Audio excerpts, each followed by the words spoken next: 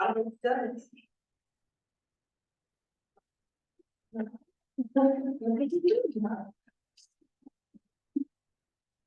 Okay, Jared, perfect timing. We'll do you first. He's like, gee, wow, thanks. Okay. I got notes. Okay, so, today is October 12th, 2023 at 6 p.m. and I'm calling the, town council work meeting to order.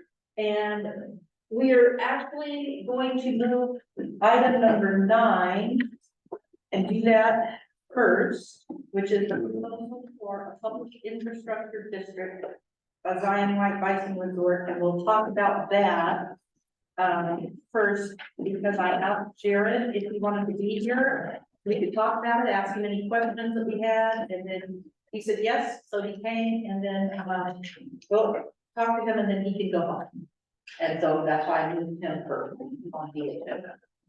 So we're doing item number 9 on the agenda first.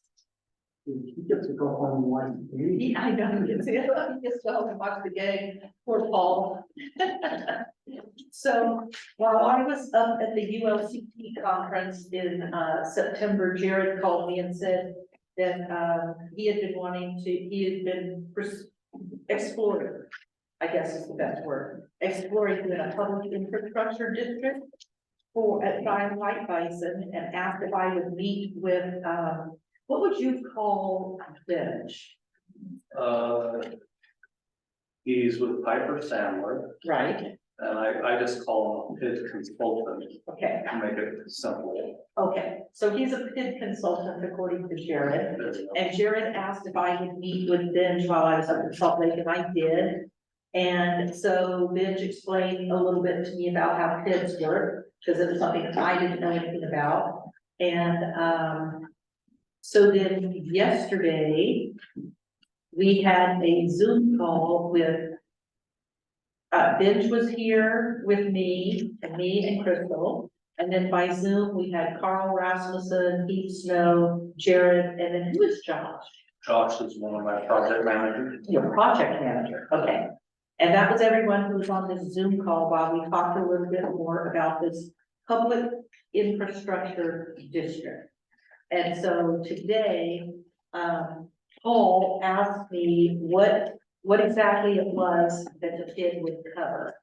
And I told him that you wanted this to cover not just the infrastructure for that one parcel that we were talking about, parcel 10, 9, parcel 9.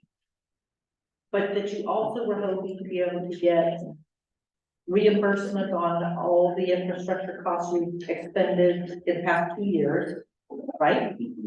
And to do a lift station for sewage down to Liberty. Okay. So, so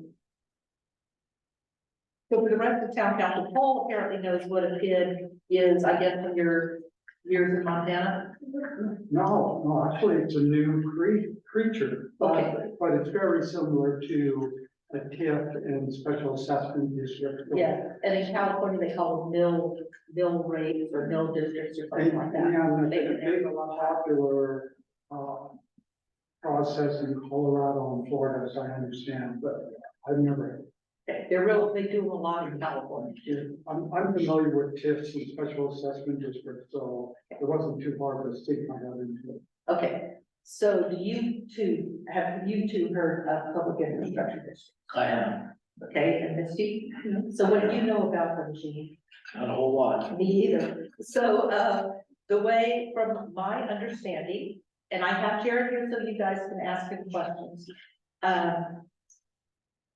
My understanding, the way this works, the town, much like we do any other kind of special service district, the town creates the public infrastructure district.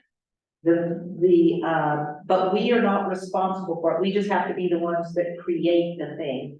And then the public infrastructure district consists of those developers that want to be in the district. All right.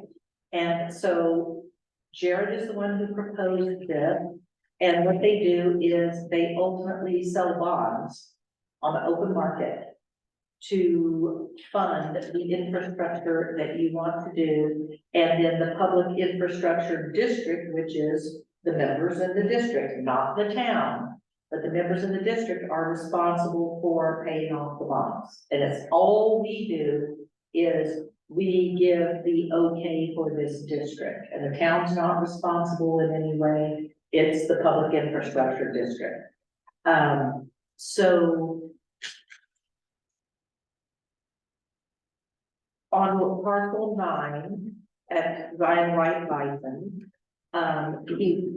Jared was planning to do the roads, all the roads and the curb and gutter and all of that. Is that all the infrastructure and the water? What all were you planning for that parcel 9? Yes, so. It's a little backwards to most kids. Most kids, they say, I got a project I wanna do. They create a PID and then they go raise the funds and then they put the infrastructure in. In this case, we put a lot of the public infrastructure already in from the highway all the way down to parcel 9. And there's infrastructure there, water lines, the sewer lines, the collection lines will be turned over to Ash Creek, so they will qualify. The electric lines that we put in do not qualify because they go to Rocky Mountain Power and they're a private entity.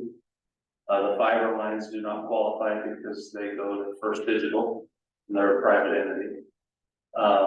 The roads currently are HOA roads, so they don't qualify, but if the roads were dedicated to the city, they would qualify.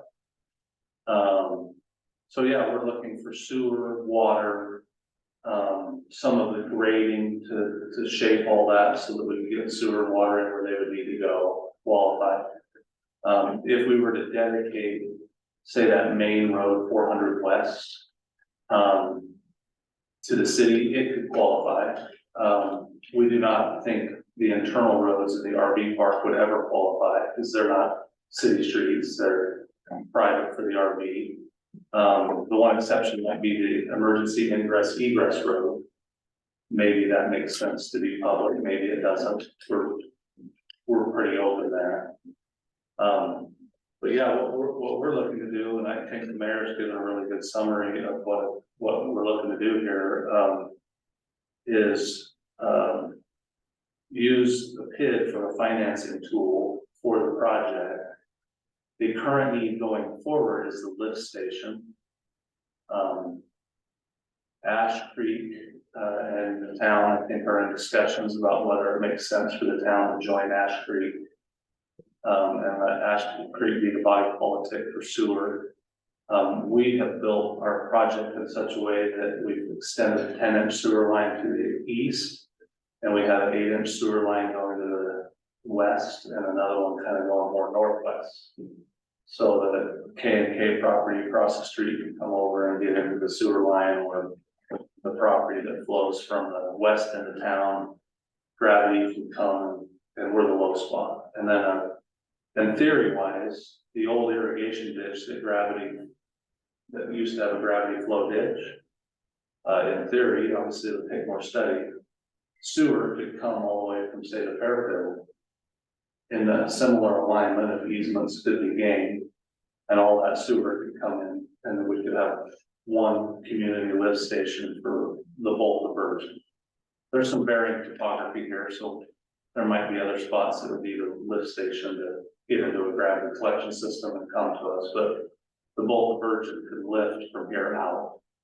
And so our hope is that instead of all of us different developments putting in these LUD systems that have only so many gallons per day that they can do, and then you got whatever, 10 systems and 10 different operators making sure they hit permit, and just make it simple.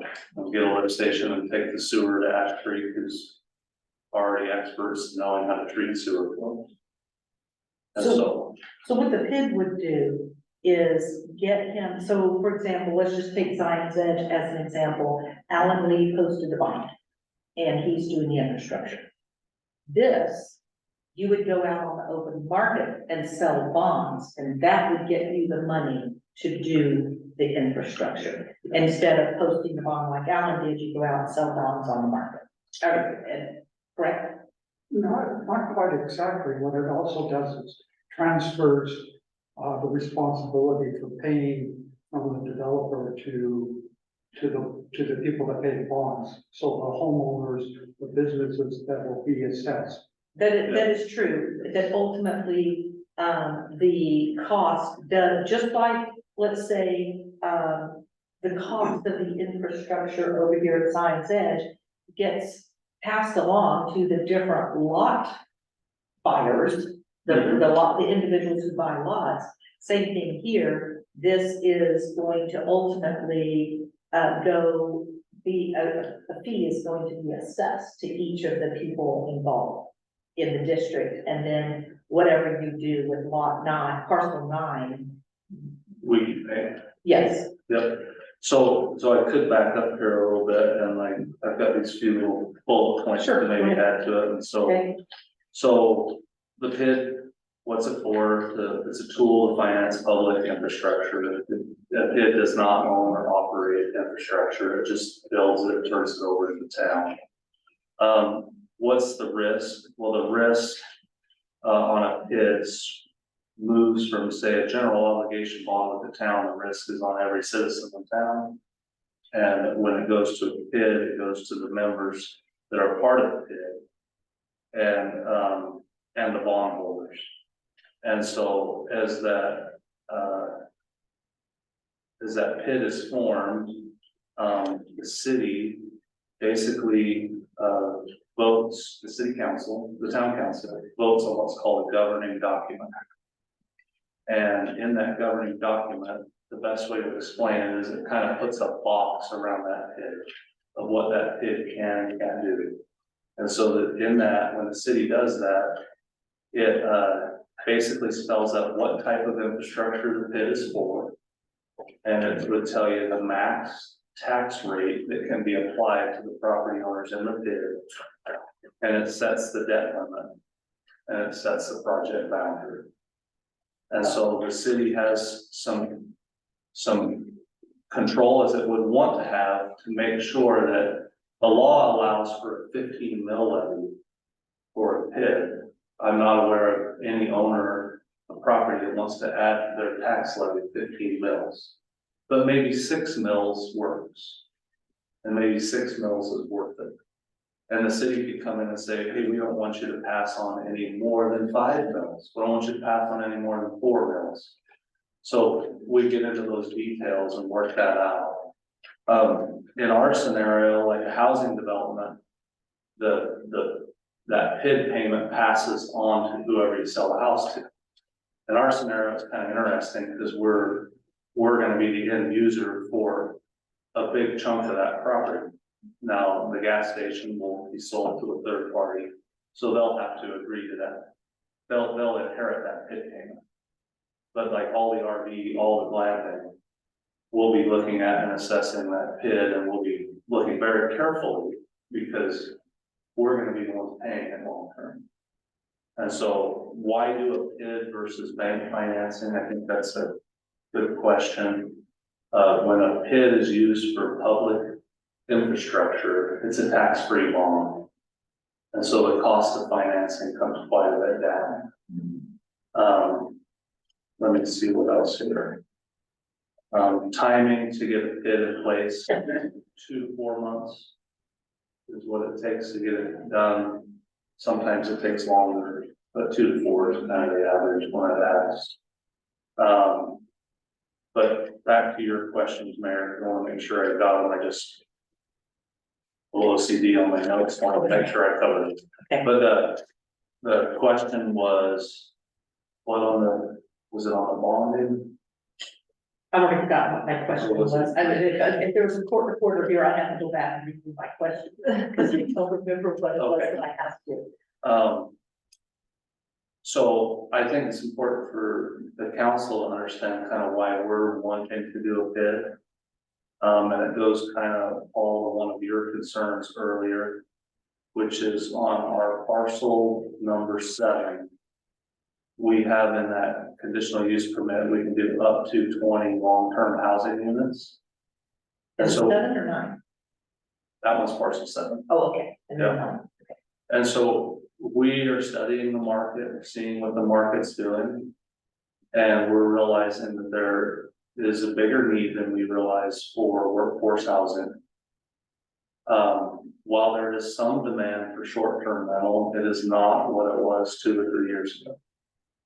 And so we're trying to figure out how to convert that entitlement and balance it back more towards more long-term workforce housing. And as we do that, the economics are the value of that land goes down because it's just not as profitable for the workforce housing as it is for an owner to have short-term rentals. And so what we're trying to do is figure out how to make it work. We put in this massive amount of upfront costs for that, what I call system infrastructure or public infrastructure. And if we can use a PID and pay it back over time through our property taxes, that gives us room to figure out the economics and slide the scale towards more long-term housing units on parcel 7, which I think the market is asking for, and we're trying to come up with a way to do that, because on our side, when we look to sell that parcel to a third party, that's how we're trying to balance the infrastructure costs that we've had to carry, because the front end infrastructure on the project's really heavy. And if we can get a PID to do that and be able to help put in a lift station for a community system, that all of a sudden makes our economics work to where we go, instead of 20%, can we do 50%? Can we do 100% of workforce housing? And that's what we're after, and kind of what drove us to finally say it would be worth the discussion to see if it's worth if the city worked with us on doing a bid and then come along the evolution of needing to do a lift station. That just coincidentally came in about the same time. So, what? I happened to have, a phone call one day with, Stu Herbert. He called me about something, and you called while we were on the phone. He said, "Oh, that's Jared, I'll call him back." And I said, "Oh, speaking of Jared," I said, "Jared called me recently and wants to do a PID." He's like, "Oh, does he really?" And he said, I would be interested." And I said, "Well, you're gonna call Jared after you get done talking to me, talk to Jared about it." And apparently they have talked about it, and Stu is interested in joining in this public infrastructure district as regards to the lift station. Yep. Okay. Yep. And- He and I talked about the lift station extensively. And his Arenco system for the Fairfield is a pain for him to operate. He's got a system like we purchased for his new RV park or cabins, whatever that is. Then he's also bought Zion River RV, and he's got a septic system. He has 3 different types of systems to manage his wastewater. He's like me pulling his hair out. I don't want to do this. So then what crossed my mind was if Stu, and this is, we kind of mentioned this in the call yesterday, and he felt like this was a possibility. I wondered if we did this PID, if we agreed and let them do this PID, and Stu joined in, whether or not it would be possible for these 2 subdivisions, short-term rental subdivisions that would have to put in these underground disposal systems, if it would be possible for them to spend the same amount of money and join in this PID, and then this PID just takes care of the sewage going down to Laverton. At least with regard to the lift station. The rest of what this PID is about, that is specific to Zion White Bison, none of them care about being in that PID. But just with regard to the lift station. And so then I asked if this was done, this lift station PID, this lift station, if this is something that Ash Creek would incorporate into a sewer system, should we join Ash Creek in 10 years from now, if they bring sewer to town, would this just get incorporated into the sewer system? And we would have to ask Mike to be absolutely sure. We can ask Mike when he's here next week, but he and Carl both seem to think that it was something that would just be incorporated into an eventual sewer system. So, just thought I'd throw that out there. That was the question I was gonna ask, is what happens to it when you go to Ash Creek, so. Yeah. So, Mayor, can I add some color to that? Yeah. Ash Creek has inspected all the collection sewer lines that we put in the anticipation that someday that they might be owning those. So I think the anticipation, or at least the preparation is there to make that happen. okay, and then let's see, what else?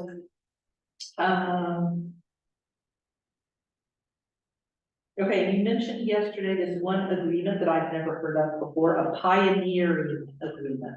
You wanted a pioneering agreement with Stu and Ash Creek and any other people that would be involved, any other property owners that would be involved in the district. I have no idea what a pioneering agreement is, never heard of it. So what is it?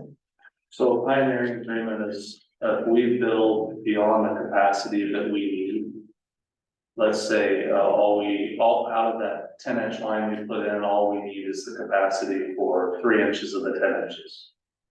So then the 7 inches on that line, we can get an agreement with either the town or Ash Creek that when others join, they write a check for their cost of that. So if they use an inch of that line, they're gonna pay for that inch. And then we use that to soften, that comes directly into the pit to pay down the bonds, which then gets us quicker to where we don't have that extra tax rate. Okay, so, he said he's done, PIDs for Tokerville. I know there's one in Tokerville and he worked with that. Carl has worked with PIDs before, so as we were on the Zoom call yesterday, they're like, yeah, trying to say how this all works. And then as Keith said, that this is a first for version, we've never had one, and we'd all be learning how this works. Going through our learning experience, and so I have been, after you disconnected from the call yesterday, I asked him if, he would be able to attend one of our meetings, and he said he could probably attend by Zoom at our next town council meeting, Tuesday next week, if we wanted him to explain some more, and then he would be here too. And we could get some more information as we try to decide what to do. Now, who is this that you want? His name is Ben. He's the, he used to work for Zions Bank Public Finance. And then he went off and is now with this group called Piper Sandler. And he helped somewhat write the state code for this public infrastructure district. So he knows really well what the state code is. And he's as Jared called a consultant for these things. And I talked with the ULCT, this meeting I was at in Cedar City a couple of weeks ago. Several people from the ULCT were there, Utah League of Cities and Towns, and so I asked them about PIDs. And I said, we stood and talked, and I told him who the guy was, Benj, and Cameron said, oh, he's a straight shooter. I said, okay, good. Meanwhile, the mayor of Leeds is standing there, and he is like, oh, I'm getting hammered by somebody that wants to do a PID. And I'm like, so am I, getting hammered by these phone calls. And I'm like, tell me, how do these work? And so they explained a little bit, and I was like, okay, we have to have somebody come to the town council and explain it to everybody. Because I'm still not 100% sure that I understand. I've got a pretty good understanding, but I'm still not there all the way. So this is what he's proposing on what you guys, we're all gonna have to decide together. It's very similar to what the state thing. Exactly, that's what I thought as we were asking. Bonds, Yes, yeah, It sounds like. even though the state's buying the bond, the water tank, this basically the thing, and he's going on the market. to buy Exactly. Someone to buy it. exactly, and as I was asking questions with the ULCT and we were explaining all this, I was thinking the same thing, is very similar to what we're doing to the East Water Tank. And that bond, to do the bond, then it's gonna cost some requirements on the people who are there, their members of it.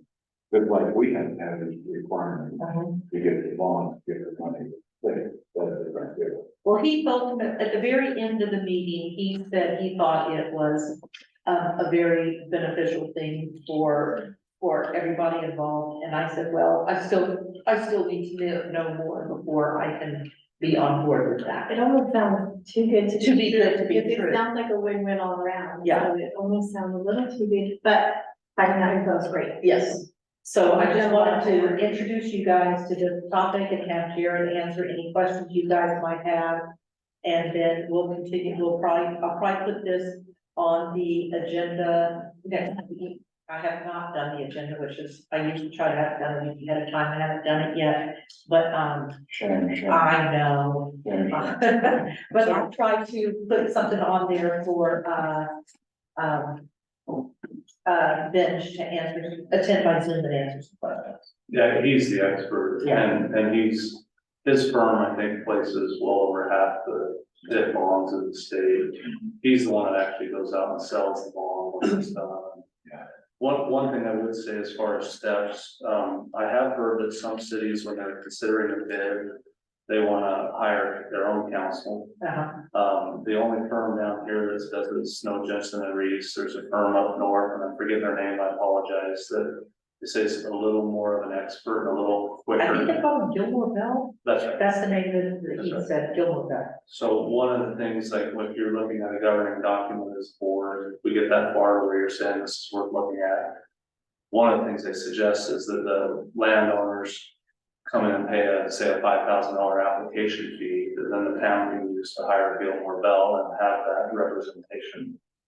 And then we know that, you guys are covered as you're looking at it, and got the experts that you need, and then we also are sophisticated enough to understand that if you ultimately say no, that money's gone in the wash. But that's one of the ways I've heard that towns that are looking at this, make sure they cover themselves, and it allows the process to move forward. Well, I've talked with several different towns, since this first was brought up to me in September. I've asked around with different people at different towns, and I get people to say, oh, stay far away. I have other people say, hey, it's great, and I'm like, well, that just helps me so much. But the ones saying stay far away are the ones that have something. No, they do not. So what I haven't done is gone and talked to the towns that have kids Yeah, and find out what their experience has been. That I have not. we need help. Let me know. Okay. I'll call one. All right. There's too many. Jerry, is the extent of the project even based on business owners that can buy it? Is that kind of how it works? You're saying, So let's say you're talking for Stu, you're talking about basically a trunk line for Stu's down to your property. And the other two there wanted to do it more wildflower. So is that kind of what determines it as the commercial size? The size of the commercial use is kind of determine that? I really think that, like, we know our need's 110,000 gallons a day. Stu knows what his need is. He's already sent me the number of units that he has, and we use the state code to extrapolate the gallons per day. But I think there's some study that needs to go into place to make sure that the project is sized correctly for what Virgin needs as a community system. And there's a give and take here where there's what's reasonable to ask us to put against our property taxes. And get a pioneering agreement to cover the gap of the upsizing that we would do. Versus, I mean, if you're gonna ask us to upsize for a 4-year build, we're already gonna have a hard enough time on our property taxes taking on what we need and a little bit extra. But if the town comes back and says, hey, for a 10-year projection, can you go from a 6-inch force main to an 8-inch force main? And we're gonna look at that and say, oh yeah, let's work together on that so that there's additional capacity that others can get into. Is that your question? Yeah, somewhat. I'm just trying to figure out. It's difficult to Well, wrap our minds around something that we're still trying to understand. yeah, I guess what I'm saying is, let's say Ken Peterson's like, oh, I want to have that in my house. Obviously, that's a leg that is not part of the businesses that are part of that. So what determines what, is it the size of the commercial business that's saying, well, maybe this is, this far as we can go, because they can buy in? Yeah, and I would say, and it's a balance of every project, right? How deep do you go and how big do you make it versus later expand or upsize? So to me, the simplest thing to do would be put in what I would call your system infrastructure, your main collector lines. And your stubs over to those that are ready to use it. And then let the addition build over time as people need it. And then I guess the second question would be, I would think we want to have the sewer district mark every step of the way so that when the time comes that, if and when the time comes, that we connect to the sewer district, they're not saying, oh, your lines are way too small to connect to our. Yeah. That's just. I assume you're gonna have, Mike from Ash Creek reviewing everything there, okay. Yeah, I would think, like if the town, even before the town,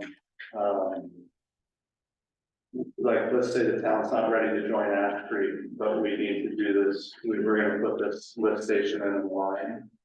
It would make sense that the town, in my view, would adopt some sort of resolution saying, for any sewer lines in town has to meet Ash Creek standards. Just because you need some sort of standard to hold it to.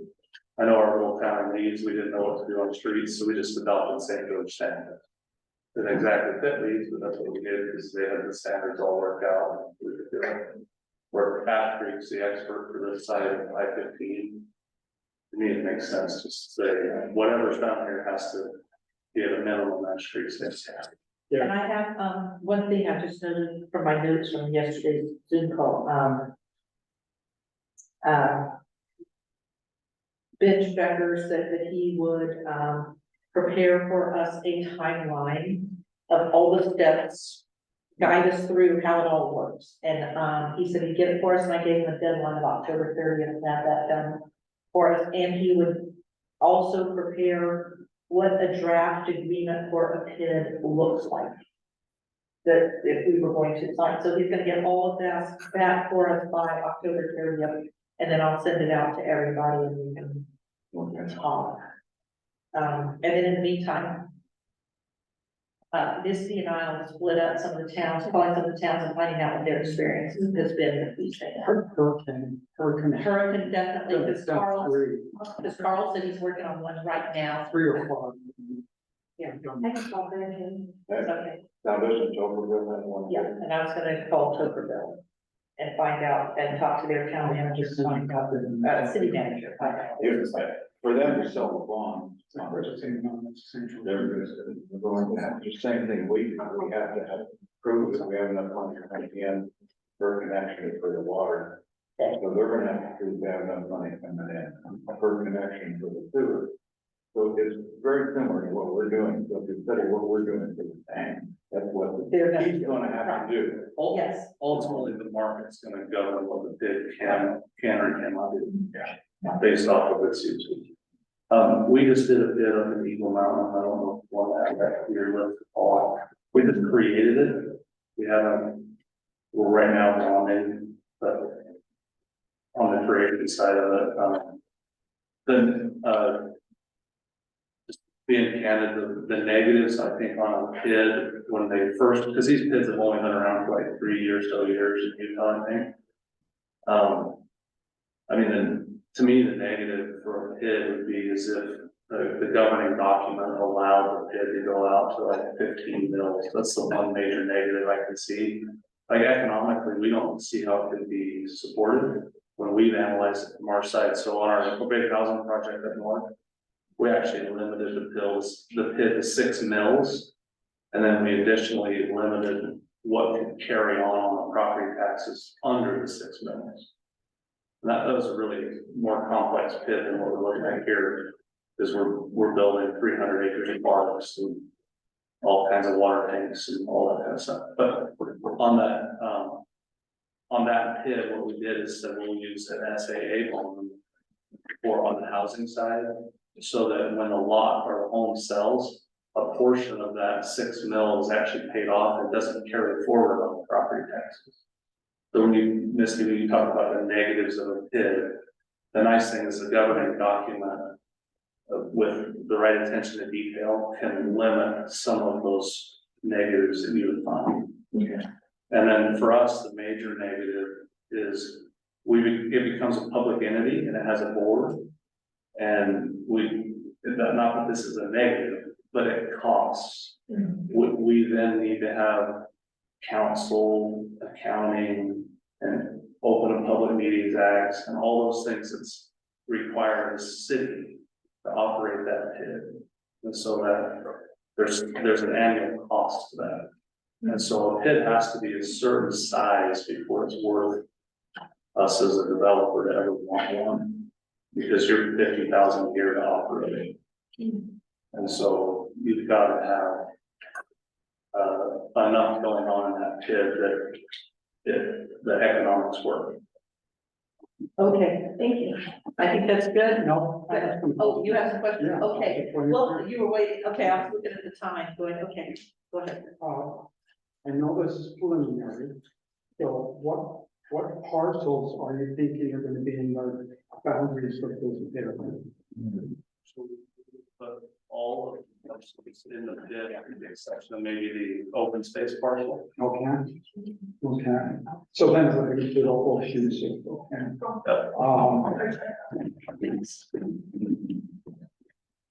And at this point, you don't have any processing, I assume you're still working on those.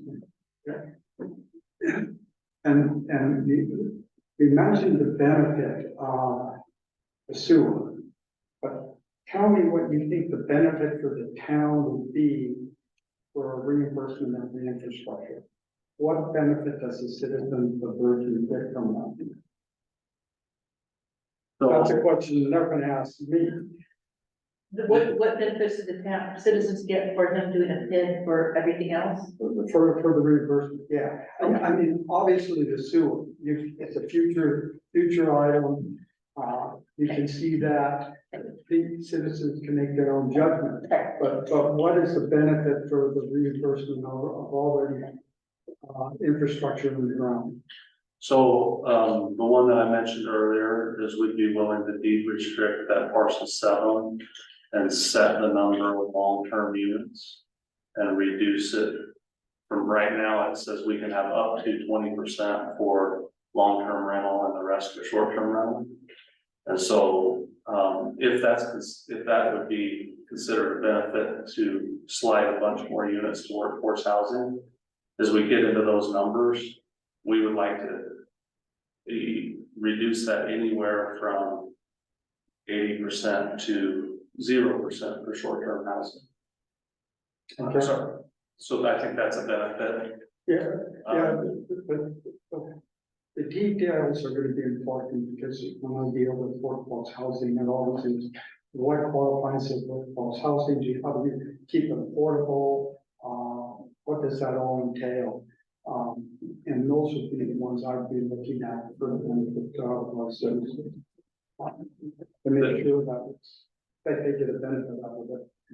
The other thing we're looking to do is, potentially vacate our, conditional use permit for the 2 hotels. There's a 72-room hotel and a 102-room hotel, and trade that out for Old Western Town retail. And, I think that will, I think that's a needed thing in town. I think that's a public policy decision for the board here to make. But we believe that if we got rid of those hotels in favor of that retail space, we think, well, I haven't done the analysis, but is the room tax and sales tax less or more? Shouldn't those be? Yeah. Daunting They can see there. But we have to, finish that analysis, but our gut tells us, and I know that's a terrible thing to make decisions on, but our gut tells us that the retail space would be of more benefit to the town from a needs standpoint, from a look standpoint for the town, and a financial standpoint. Like, we think the retail space will generate more tax revenue to the town than the hotels. But we don't know that last piece. We think the other pieces do all the work though, to Just get, have to run the numbers. to get rid of those hotels on that front and have an Old Western Jackson Hole or Old Town Park City feel. We think is a lot better for the look and feel of the overall. Well, and one of the concerns I have with PIDs is just the structure itself of having this independent governmental structure that's separate from the town. It's really a homeowners association, what it is. I mean, they assess the property, they foreclose on the property, some of the horror stories you hear coming out of Florida, where the assessments get too high and then they can't pay it, they foreclose on people's houses. And that was one of the downs, I think, that some people vote against those kids. To me, it's just a glorified homeowners association. We deal with that all the time. But then there's a perception of a different class of citizens because they pay for some infrastructure that they're being taxed on by assessment and the rest of the community isn't. So from a town's perspective, it's something that we would need to consider with respect to what future animosity is going to be created. Obviously, the governing documents you're talking about, controlling the mills would help in a long ways to go to mitigate those concerns. So the key will be in that mitigation. And like I said, it's like a homeowners association, it's like the property and enforcing it. But I do have a concern because as a government entity, we're always hearing about, why can't you do this? Because homeowners association can, or why don't you enforce the homeowners association rules and regulations? So we're gonna have to deal with all those issues when we're looking at it. Okay. I found that it was interesting that I think the mayor of Hurricane voted against the last couple, Of pins Pins. and. yeah. Well, I'll talk to her and find out what she. Which would put her and I on the interesting side, maybe. I don't know. I have not agreed with her on a whole lot because we serve on the fire board. We're usually opposite folks there. So, I'd be interested to learn more. I want to see the details. I agree on the detail. One last thing that I think, we're open to looking at and exploring with you is we have trails within the project that we consider project trails. And then like, say, parcel 9 of the RV, there's some trails that are just for the RV, right? But on those project-wide trails, if we, for instance, use the PID to complete those trails, we would be open to the discussion. I'm not saying we're there, but we're thinking it through and going, could we make these town trails? And would that be a benefit to have an extra 2 miles of trails in that, you know, half a mile of the river as a public trail? Well, that would be considered public infrastructure. That would be a benefit to the town. And which, get to the next, one of the next items discussion is that we do have, with our parks, we do have a capital improvement request for parks, recreation, trails, and open space. To put on our capital improvements plan. I'm not sure what year because we haven't got that far. But then that's gonna delineate what we need for this community, where it's going and how we're gonna use it. So that may come right at the time we're considering, hopefully, doing a cost or a pulse plan. Soon on That's one of the other things that we've thought through and go, how can we make sure that this is a benefit to the community? So we've actually offered those trails to be community trails before, and then well, no, and we're now sitting there thinking it through, going, why wouldn't we make that river trail something the whole community can access? That would be very nice if such a thing happened. Thank you. I think you're gonna go out for that. Okay, anything else, or can we go? and- more to see. Down the road. Oh, down the road, I was gonna say more tonight, oh my gosh, it's gonna be your. Down the road. Okay. All right, Mayor, thank you. I'm Mr. Mominette tonight, so moving Got it. on the agenda Okay. is very nice. okay, thank you. So, what I'm gonna do before going up to number 1, this very end, talking about parks and trails. I'm gonna go to number 10, the gate in the Rio Design subdivision. I wanna go to that because, something came up about parks, because this just feeds right into it. So, I wanted us to talk a little bit about what we're thinking about the gate to Rio Design. They have asked me to put this on the agenda for us to vote on at this next meeting. next week. So I thought we would just talk a little bit about it here. I told you guys that one of the things I had, you know, when they came and did their presentation, we just let them do their presentation and then they left. I went and talked to, one of the members of the, HOA Or. board, there you go, I couldn't think of the word, the board, and told them that what I would like to see is whether or not the town could acquire, they would deed that little bit, that little strip of property over here at the end of 100 south. That was down here that we were letting the tubers use as their taking out point. If they would deed that over to the town, we could make it, as you had suggested, a little pocket park down there for the people in the area.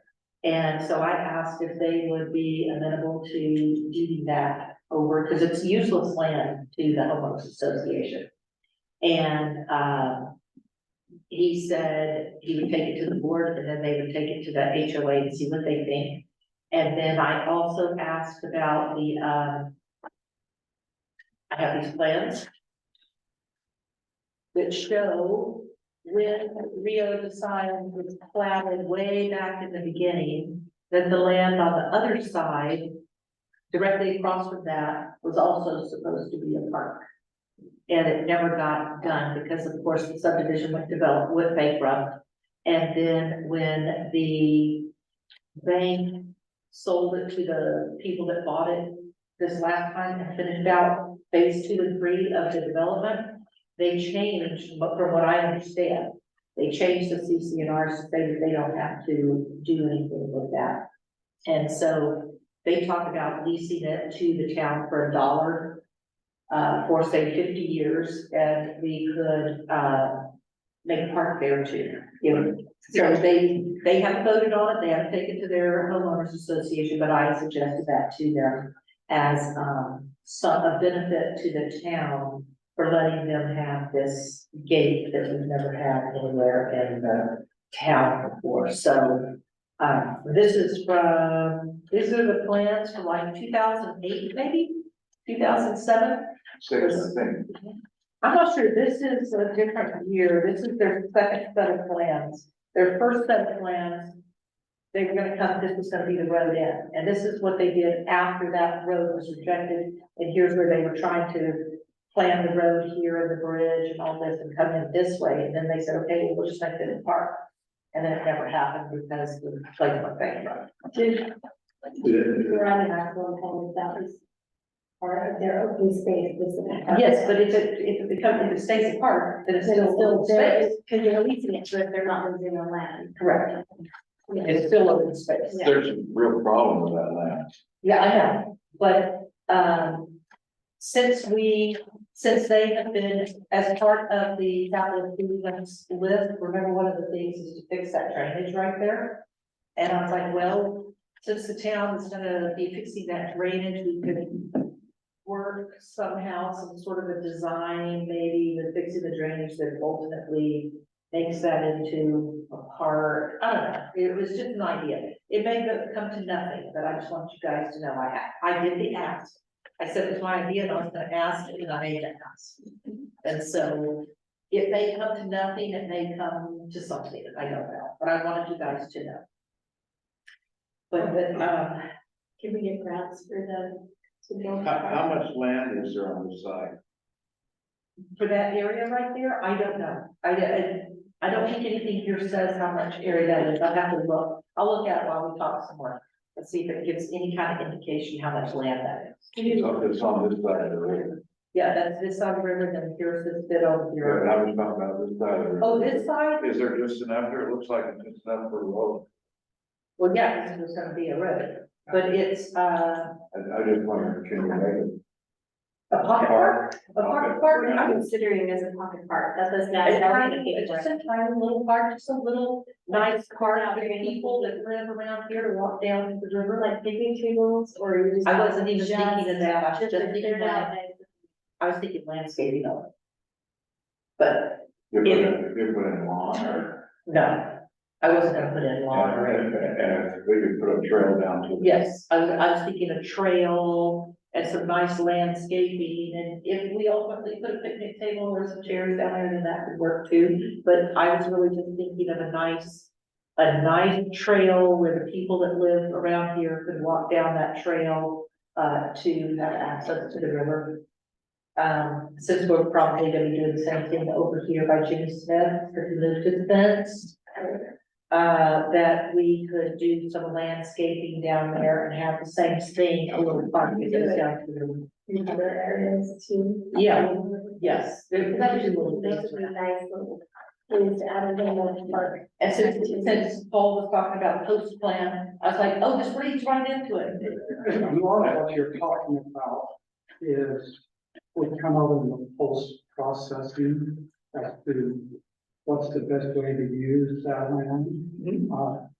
Kind of, it's a bad comparison to whatever how you describe it. Almost feel like a newly expected mother in the sense that you have an opportunity to acquire some potential land, but you haven't done the post plan yet. No, So no, it's like a mother with a baby coming, but she hasn't planned. the baby's coming, but you don't have to crib in the room. You don't have to put it in the nursery yet.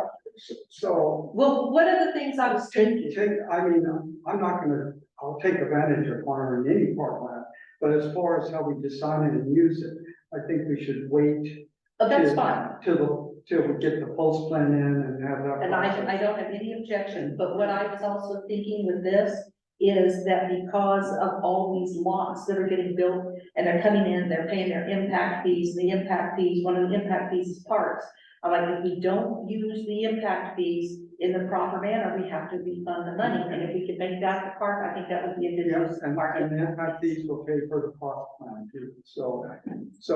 Now, That answered my. this is a completely different subject, but you brought it up on Jimmy, Uh-huh. and you might correct me if I remember wrong.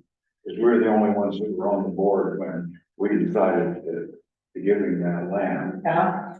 He was supposed to build access to the park, to the river, a trail and shrubbery and landscaping. I have not seen such an agreement. If there's such an agreement, I need to see it. I don't know, that was the verbal thing. That was it a verbal agreement, maybe? Verbal agreement between him and the council. Okay. I'll have to look at the minutes, exactly. I have to find the minutes, to see what's in there. As far as that gate goes, Uh-huh. I don't want a gated community, just so I think Yeah. everybody knows where I stand. I don't want a gated community.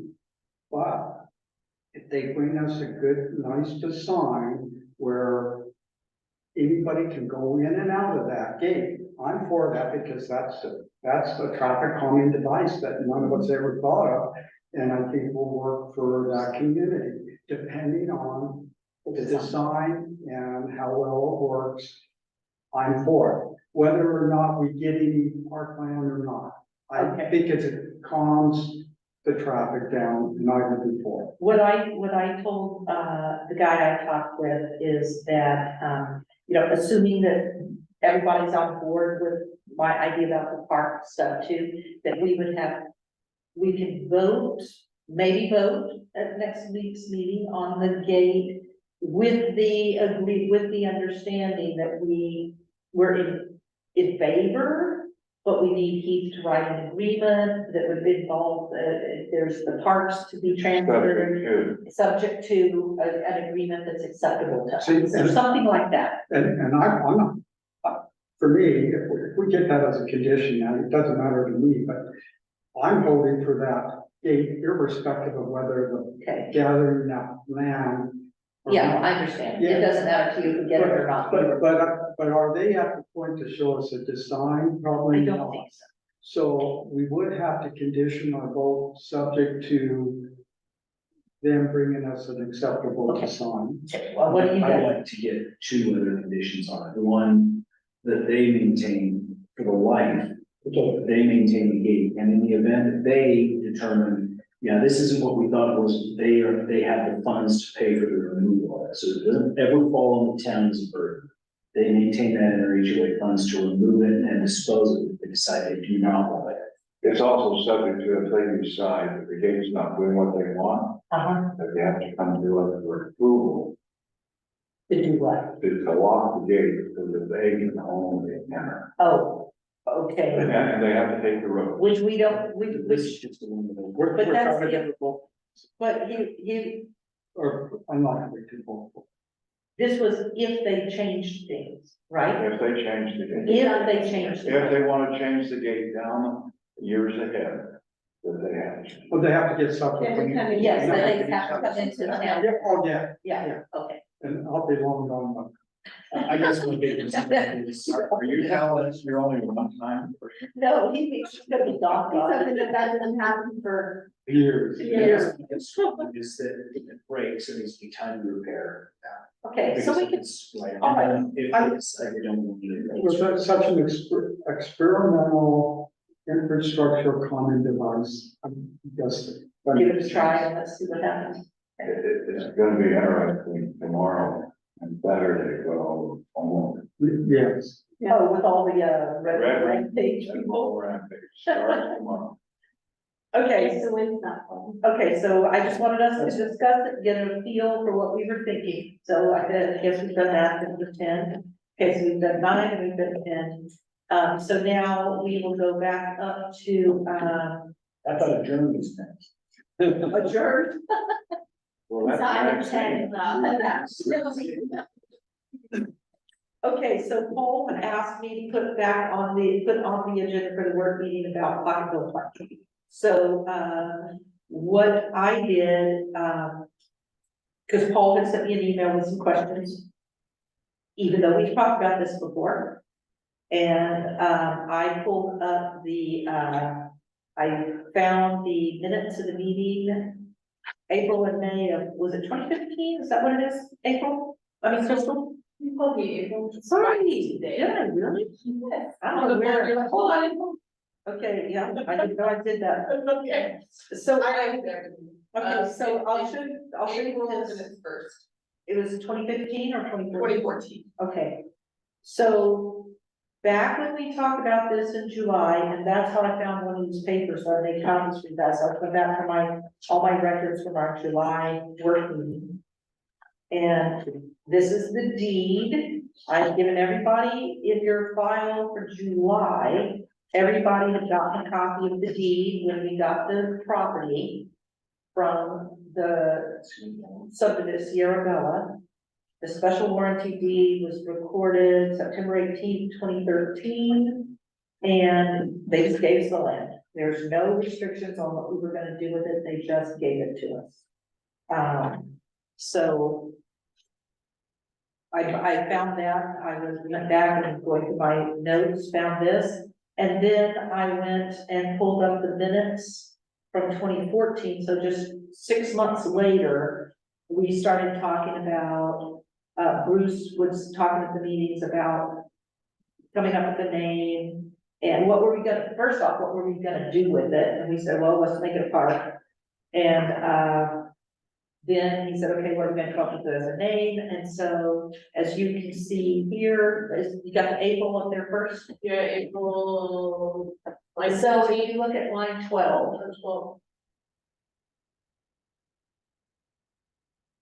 no, this is May, this is not 12. This is April 23rd. April 3rd, okay, all right. And then you are. Oh, yeah, okay, sorry. Town clerk, Monica stated here, Vote counts for the new town park were Pocket Park was 18, Pocketville Park 14, Wilcox Park 6. The council agreed to take these top 3 park names and let the citizens vote for the winner. The winner would be announced at the May council meeting. Deadline for votes is May 26th. Okay, the next one is the May meeting. Number 12. Pocket Park had 5, Wilcox had 14, Pocketville had 35. New town park was Pocketville Park. We decided that no resolution was needed. And so you wanted to see if there had really been a vote, and it was done through a newsletter article. Yeah. I did a chronology, I have During this whole process, I've had three surprises. You know, I don't know if surprise is the right word, but three, uh, epiphanies or three surprises and three discoveries. So I created it today because the mayor sent me those documents that you put up there. Thank you, by the way. You're welcome. Because that added some more, Area to look, some places to go. I filled in the things that came up in looking at it. My first surprise came, and I think I mentioned it in the August meeting after we did the vote. And that surprise was, we had taken a vote on this because I passed the resolution thinking the citizens didn't really have a chance to vote on the name of the park. Oh. I told you this before we ever talked about putting it on the agenda this year, that I pulled out some of this and showed it to you that there had been a vote. But the extent of the vote, if you did, I don't I just remember pulled the up these details. minutes. All I did was look at these minutes. You know, so when, in August, I had mentioned, and at that time, you didn't correct me about showing me that. Okay. And I'm married, you probably did, and I probably forgotten, but, Okay. in August, I raised this issue and I said, I received all these, newsletters from a citizen in town telling me that we voted on this. Okay, And I raised that in August, I said, we need to develop as a council a procedure on how we're gonna involve the citizens on this new vote. So that was surprise one. Surprise two came when I got the newsletter, which prompted me to email you. Because it had vote on these 5 names. So I was lost because I know we had discussed those 5 names as to what to name the park as a place to be named. But I did not perceive that to be the procedure we were gonna vote on the names. I thought we were gonna let the citizens vote on the names. well, that's why I was, what am I missing? Well, and with your stuff, at the August meeting, I had mentioned that I wasn't sure if when they did the vote in 2014, if the council just picked the top 3 names to vote on, or did the town select all the names, and then they took the top 3 and they voted on. Your stuff today clearly pointed out that that's what happened in 2014, 2014, right, okay? right? So if this had come to light before, and it doesn't matter, I would have probably voted different. But it would have still passed. However, the question I have is now we're saying we're gonna let the town decide what the name's gonna be. We haven't created that procedure. So what do you want the procedure to be? Well, it's up to the town council to decide the procedure. The procedure is pretty much what the procedure was in 2014, which was go out to the town, ask them for potential names.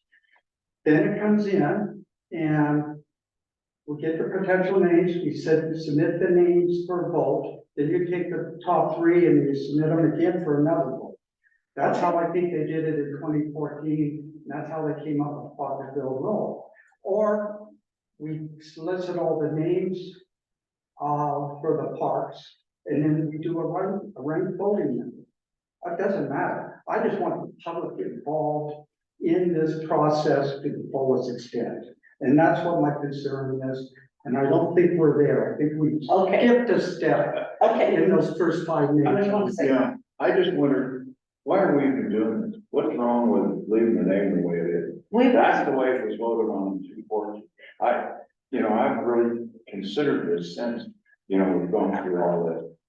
And are we changing it just to accommodate one person that wants to put in a restaurant? And I don't think that's right if we are. Why do we really want to change it? I think Potterville Park, should stay the way it is.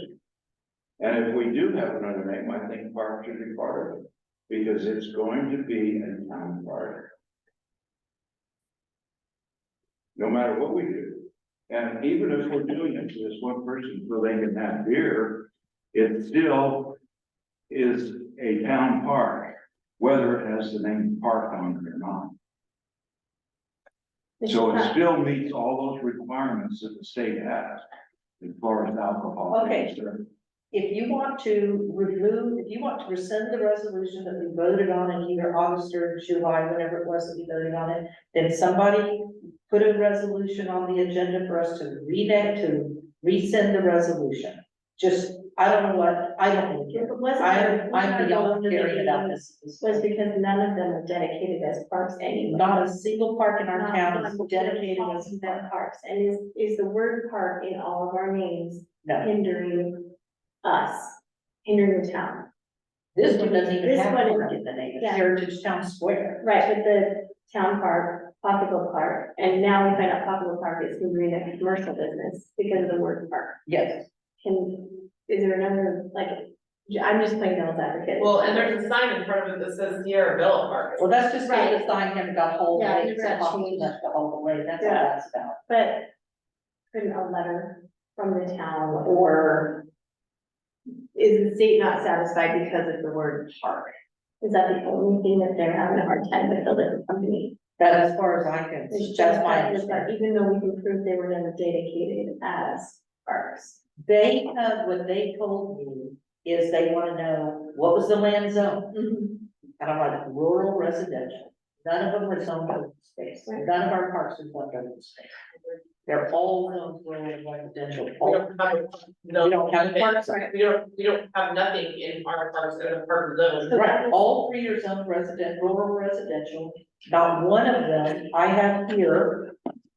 And I sent this to, Paul today, I made copies of the indexes that are in the, ordinance and resolution book. Goes back from 1929 all the way to today. And this copy though only goes from 2020, I don't have the index for 21, 22, 23. And I don't see resolutions in here naming the park. And I'm not arguing that point. So there's, I mean, there's no official, and what you misunderstood, Paul, in your note that you have here. July 17, 2023 minutes for the work meeting. Never officially made Parkville Park, just started calling it Parkville Park. I said that, I absolutely said that. And then you put note, incorrect facts based upon the above, no. The word is official. It was never officially named Pocketville Park. We started calling it Pocketville Park based upon this thing that happened in May of 2014, when we said, here's the vote, so we're gonna call it Pocketville Park. It was never official in the form of a resolution, is what I meant by the word official. It says in the main minutes that they didn't. Right, and then what I meant here was, it was never official. It was just, we started calling it Pocketville Park based on this vote from a newsletter. So to finish my question to that, Yes, is this a moot point? Do we actually need to finish and do a resolution on that? Change the name, or do we just follow the procedure that we did in 14? Did that note say that Monica said you didn't need it? no, it said the town council decided. The council decided that they didn't need a resolution. We did a resolution Right. in this year, in July. We did a We resolution. did a resolution, which was never done before. I And think, that's what I'm saying, you know what, if you guys want to rescind the resolution, I am so done with this issue, it's like, I can't believe I it. think we started this process, we need to finish it. And the next step would be create a process for the public to rename the park. And if they come up with Pocketville Park, they come up with Well, Pocketville. on a side note, I've been getting a lot of good feedback, and I've had a lot of emails from on votes. On from the So I- newsletter, so I what, think they're being able to contribute because of your October newsletter. We're already in that process. Yeah, I think yeah. going backwards, We're it's getting gonna just, stuff in, but it's just redundant. to and go the back. thing is, what I'm saying is, these four, when you're saying the public wasn't involved, and I'm saying these four names that were submitted, they didn't even come from the town council or a town staff or, they came from the public, they were watching our town meetings. And by the time we had it, we're on Zoom right now, people watching me, so I should walk down. So only the people that I'm gonna happened to take tune in emails. were able to comment and submit names. What? Only the people that tuned in that they were able to comment and submit names. Okay. And so we never, So you got, I think we just jumped the gun there. We Okay. should have went out and asked for names. I said you got a point, Yeah, okay. So what have we got so far from people? You had any suggested names? If I suggest one, yeah, there. Cause if that's, then. I have no suggestions. Okay, so what do you got? Hollow has been the one that everybody's liked. You don't have a count so far, then you just said you've got some emails and that's it. Isn't it? I don't know. Well, that was really fast, cause that was just barely like 2 weeks ago. So 2.5. all 4 of the names on here came from the public, watching the meetings and sending emails saying, I suggest this name. Pocketville Cove came from Kent, who stood up here at a meeting and suggested that name. So the other 3 were emails. And, fine, we'll put in the next newsletter, hey, people, suggest a name. If you don't like these, what do you name? What are your suggestions? and when they were suggesting names, they were suggesting names without the use of the word park, I don't, because that was the criteria. yes, So if we're gonna put the word park in it, well, Back at I- it. we're going back, I'm just going back. I think my whole reason for voting this resolution was my misunderstanding of how we arrived at the name Pocketville Park. And I wanted the citizens of Virgin to have the opportunity to create the name for that park. I will let you Yeah. create the process. And so all I'm concerned about is making sure that the public has a say in what that is without us creating our own filters for the park's name. I will let you create the process, and if it's something going in the newsletter, I will let you write a piece that goes in the newsletter, making the suggestions. Then what I'll do is, create a process and we can vote on it next week. And I will propose that even though you said we're not going to have a filter, We can say no word park. I don't want to say they can't use the word park, but I don't want to give them any indication that they should include the word park. I don't know how you're gonna say it. I don't know how you wanna put it, I think you should just leave it up to them. Just leave it up to them. Yeah. but I mean, how you're gonna say, we're gonna take this park and we want to rename it, then everybody's gonna say, oh, let's call it blah, blah, blah park, because you called it a park. So I don't know how you want to put this in the newsletter. I don't want to presuppose to people that they're going to name it park at the end of whatever their word is, just like this one doesn't have the word park in it. It's Well, this Heritage one Town doesn't have the Square. word park in it, but also would allow alcohol there. Is there a simple way to just simply say in the next newsletter, there will be no meeting, no anything to say? There was a request sent out for you to vote on these names for the renaming of Pocketville Park. So please feel free to make a suggestion if you feel those names are not. That's all. Just make it simple to. That's all right. I feel like we're going backwards. I mean, Well, you got an it's attorney never- doing it. I'm all right with doing that and making that process. Cause that would solve more, that would satisfy you without us retracing backwards. Give them, in the next newsletter, give them a month and a date certain to submit names, for the park, with the name and without the name parking it. Now, as I've got online watchers, I've got another one, Pocketville Place.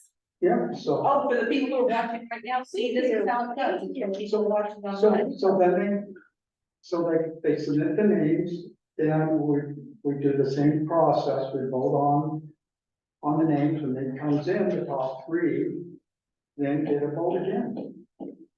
Okay, so were you gonna present this What's that? process at the October 17th meeting? I'm all right with that too. How hard is it to send out an amendment to the newsletter? So not waste time. But whatever comes out the top vote, Well, I'm sorry, what? I looked at that statute related to selling of alcohol and the relationship to the park. why don't we just And- do it like we did the, And it doesn't matter because the way that one of the items in statute is so broad that they can consider all, whether it's a park, whether it's not a park, whether it's over 200 feet or under 200 feet, that doesn't matter to me. So, So, there, Crystal made a great suggestion, say this area and put the ID number of the property. yeah, What are we going to name it? And don't say this is Well, the Potterville Park. Just What say are we gonna name in it? this Here's area, this parcel, what here's year the it item is, number, what are we and gonna here's name it? the thing, and then everybody can decide if they wanna call it park, if they wanna call it like hollow. obviously we got 4 possible names now. Let's just make We sure. now have 5. We got 5 now. I just want to make sure the public has, and we got 6 because somebody comes to the Potterville Park. Right. So I want to give everybody a chance, a fair chance of submitting their name. The one name I loved on that was Wilcox, Veterans Memorial Park. I thought was really cool. Oh, we have, yeah, that one. Which you could then put a Veterans Memorial, wall there, but then again, that's presupposing that's what we want to use the park for. And that's where the post plan comes in, so there are so many different options out You there. can even call it Wilcox Veteran Memorial without even putting park on the end, but it's still that. Talk- but then you Square, have people place, that or are hollow. calling it Wilcox when. Right, or pocket, you the could say name Pocketville for Memorial. everybody else. Yeah, you just said Pocketville Memorial, so it could, and then put the veterans. But see, No. part of that, you want to come out, you know, which comes first, you want the people to have a chance to look at the post plan and decide what we want to do. All right, so.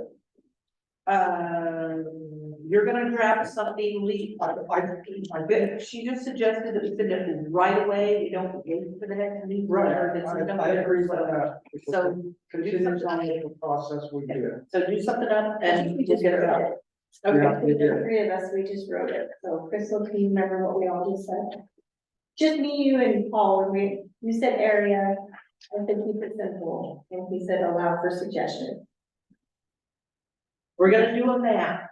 And you're going to, Okay, map. we're gonna have a little map, we're gonna highlight this. Okay. I mean, it's pretty self-explanatory. Right. Yeah. All right, I think I'm pretty smart enough to figure that out. okay, revision of town's personnel. I would say, Okay, next item, we're moving on. Revision of town's personnel manual. So at last town council meeting, Paul wanted to talk to this guy who's going to do the personnel manual for us, and he's talking to him. And the guy has sent me a revision of personnel manual with your suggestions. Or he said he's implemented them, he hasn't sent me the copy yet, but he said just put them in. He sent, Did he send us a revised version? yes, Okay, yes, although when he sent the revised version, he used the one area that I wanted was I was concerned because veterans preference wasn't current with current law. So I suggested some language and he agreed wholeheartedly with the language. I also said have something in with you, Sarah. I liked how he did with that. The one area that still needs to be addressed and it's easy to make those amendments is military leave. It's still not current with, Utah law. so did you guys talk about that and he didn't, I never talked to him. I just sent him an email and he sent a response back. and did you talk to him about the I have not, in my original email Uh-huh. to him, I said that also with military leave, it did not appear to be current with the current law. Okay. He must have missed that comment because Okay. he did not address it, Okay, but it's very simple to correct. do you want to send him another email? Either that or I'll propose it to the town council on Tuesday, Okay, one of the two. so okay, you're gonna send us a draft, because that, when that came on there, I was like, oh, I didn't see it yet. So are we gonna get? It's not in the shared drive. I will no, send, no, yes, that's not what I'm talking about. I will put on the website, up on our SharePoint, That's the, what I was asking. Okay, it's what was not, done, okay, so. that's not where I was going with this. at last town council meeting, Paul said, I want to talk to this guy about the military issues. Jean says, I've already read the personnel manual and here, I've got some changes, but you haven't given them to me yet. Crystal said, I've got changes. Crystal has given me her changes. You said you haven't read it yet, and you said you haven't read it yet. You guys were both gonna look at it, give me your changes. I haven't seen anything. We need to vote on this at the next meeting. Have either of you looked at it and gotten any changes? Yes, Jean?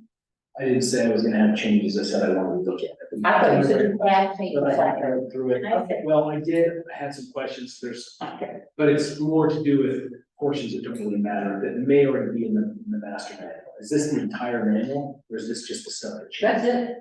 That's the entire manual? Yeah.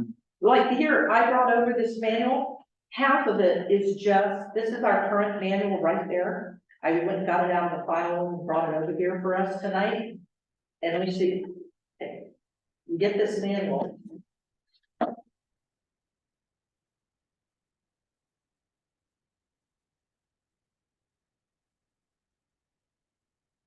And my question, Well, of course, it's got all this dividers to make it look bigger than it is. But you get back here and it's like this much of it is nothing but sample letters.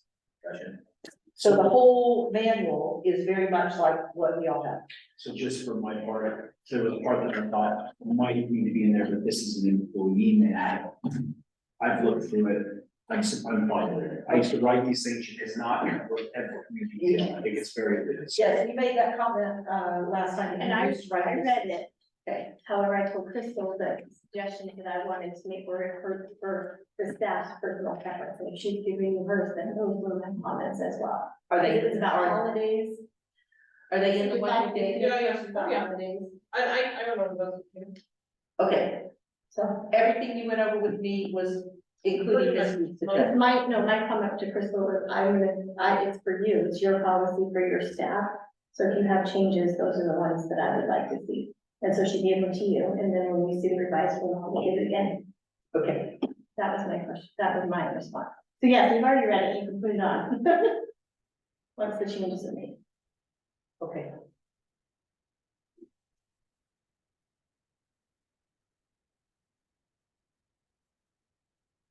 I'll send the stuff to the guy. I know he's traveling. He may not get to it by Tuesday's meeting. He told me that he was just getting back home Tuesday day. That he's getting back. He's been traveling to human resource, conferences, and he's been a speaker at a couple of conferences, and he's been going to conference and gets back on Tuesday. So, I will not have, I doubt seriously I will have the revision from him implementing all the changes from Crystal and what, he's got yours, except for that one thing that you talked about, military leave. Otherwise, he's got yours in there. I have not sent him Crystal's yet. You gave it to me yesterday and I have not sent them to him yet. So- Most of mine were pretty big. Yeah. Taking out all the cities and putting down, but. So why do we have to have a adopted Tuesday if he hasn't? Well, we can't adopt it Tuesday, obviously, because we're not gonna have it back. I was hoping to have everybody. You were pushing us so we didn't delay on. Yes, well, now I've got a delay. Okay, so much for that. That'll go on November's agenda. I will take that off of October's agenda or something. So will we get a copy of them? Yes, I'll give everybody a copy. I'll put it on SharePoint, but it's not gonna be on the agenda for October, for next week. I will take it off my proposed agenda since we still are putting it off yet again. So, all right, update from the STR committee. So, Jean and Misty, you both are on this STR committee. What's your updates? What do you need? Next meeting. Okay, I'll take this one. It's really simple. We met, with Jean, Bronwyn, and we met and we've made changes on, we're starting an ordinance, we're in the process of writing it, and it's going to have, so far, we're gonna have a controlled head, people, amount of people, the rooms, and what was the other one? Okay, I'm sorry. But so. My mind tripped. So I'm sorry. there is- I was anxious about something. We're not writing and we're revising. Yes, we're revising your current one to still include room numbers, And you also had the head count in there as well. There was one thing we were gonna add, and that's being written into the process, I think it was about property managers or the owners, and then we were gonna add it into it. So right now, we've met, we have a good ordinance started, and your ordinance revision started, and we should be ready soon. Like, within the Okay, next- so how much revision are you doing? Because as Heath said, depending on how much revision there is, it may have to go back to planning commission to look at them. Well, it depends on how, it I think depends we on should- what we define as significant, because if we're changing the room numbers and if we change the head count, to me, that's a significant change in the. Okay, so what are you guys looking at with regard to head count and room numbers? Because my issue, and I decided not to, send you guys a memo. Because I told you guys I'd send you a memo with my issues, and I decided not to. But I will say this. I think the very idea that someone lives in their house and rents out rooms and can rent out 4 of the bedrooms, and they are only limited to those 4 bedrooms, and a maximum of 10 people, including the people that live in the house, included in that 10 count. The people that live there can only do this, but someone who doesn't live in their house can have a massive house and how many people they want in it. It goes, that's just backward. If you're limiting the person who lives in their house, logically, a house where the person doesn't live there should be smaller than the house that you're letting someone who lives in rent. The idea that you can have oh, you don't live there? Oh, sure, you can have a bigger house than the person who does live there. It's completely irrational in my mind. And I can tell you from the meeting I went to in Cedar City 2 weeks ago with all the mayors from 5 counties,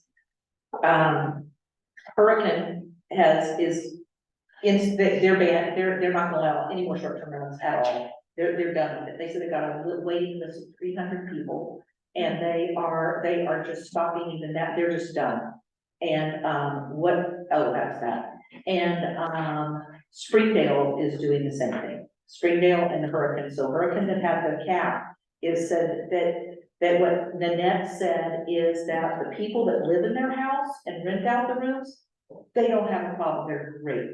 That the places where the people rent out the entire house and they don't live there, police are there all the time, all the time, all the time. They have more crime in that neighborhood, and she said, it is horrible, and they have we're done with this.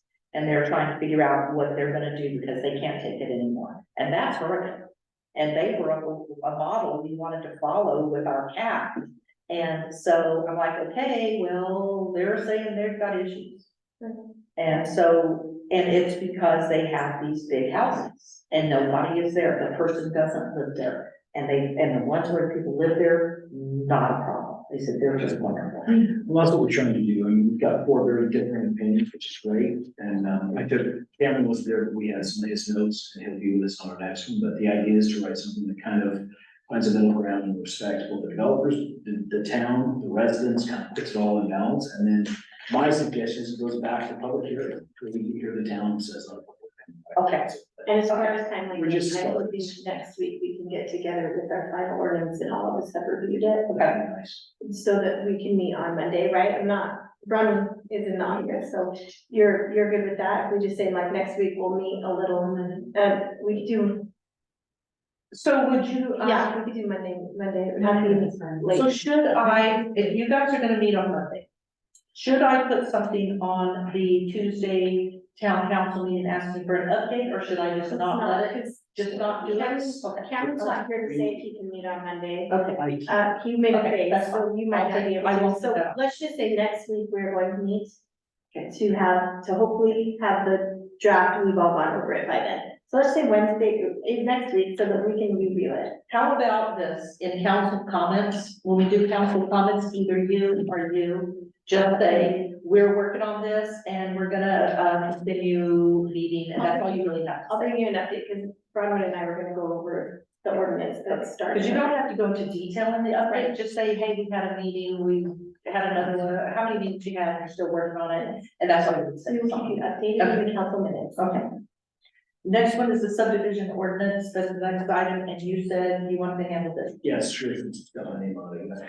So, we had some, and this was passed through the commission last night, the subdivision ordinance is kind of, vague in how it, well, it's very vague, in how it determines that a subdivision is completed. If somebody builds a house, it's completed when they receive their certificate of occupancy from the building inspector from the town.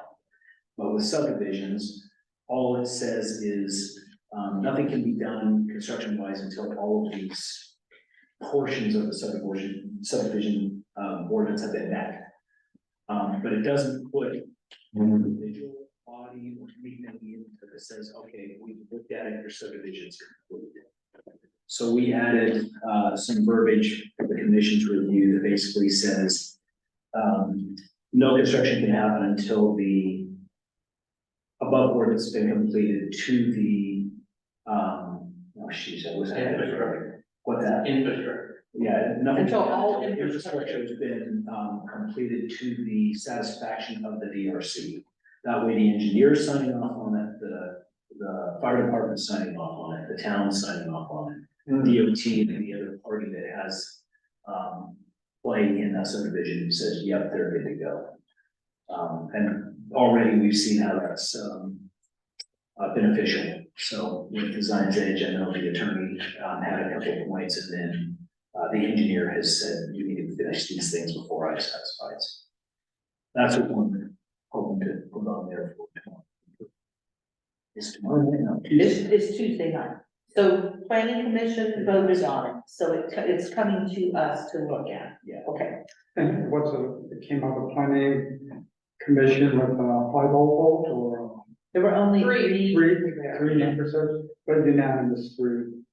Was it? It was, and I tried to take a step back and just say, these are the towns that allow early building, these are the towns that I talked to that do not, and it's kind of up in the air, but this might be a best practice we should consider. At least having closure on somebody saying your subdivision is complete. So when you said, which cities did you say allowed?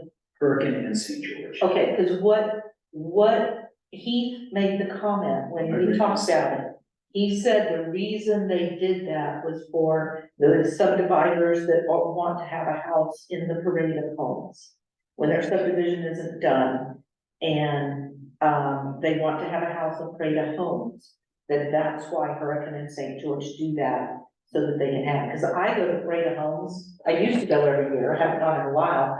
But there were plenty of subdivisions we would go to, and they're nowhere near complete, but there's a beautiful house. Yeah, And my they start discussion, selling off lots real quick. in my discussion with the towns, people that I talked to in the towns were saying, no, we allow it if the only thing they have left is maybe the asphalt, or if they're just missing the curb and gutter. But to me, it just feels like you're bending for one group and not another. Tokerville said absolutely not, we will not allow anything until the subdivision is complete.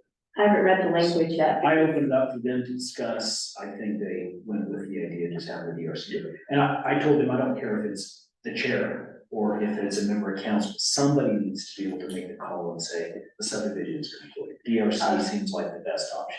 Springdale, I don't know if you talked to Springdale, but they told me they don't even approve the final plat until all the infrastructure is set.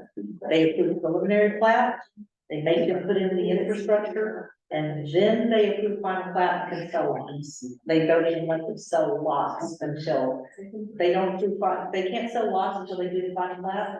They won't let them, they don't even approve final plat until all that. That's pretty hard. Yeah, that's how it works there. I was like, wow, yeah. Okay, Hey, that's all that was. okay, all right, so. That's good, that was on for tomorrow. Then, next one, number 5, discussion of fee schedule increases. And so I had prepared, Crystal, you don't have the resolution printed up that I had prepared. It's on the fees. I just had it. Do you guys have it? Hold on. It's got handwriting. Yes, that, so what happened is, no, I haven't. Leroy has it. what happened is, That was for the public hearing. I prepared a resolution for, fee schedule increases. And we set it for a public hearing at our meeting on Tuesday. So I went through. So Crystal and I talked about it, came up with this resolution. I pulled out my file folder from the July work meeting, because I was looking for the stuff that has to do with Pocketville Park. Because I knew we voted on the resolution for Pocketville Park, in July. So I get my folder, and here's this, oh. In the July work meeting, we talked about the fee schedule, that's the first time it came up. And these are my handwritten notes of what we agreed at the work meeting in July as to what we were going to amend the fee schedule to. And the resolution I prepared for Tuesday does not match this. And I'm like, ah.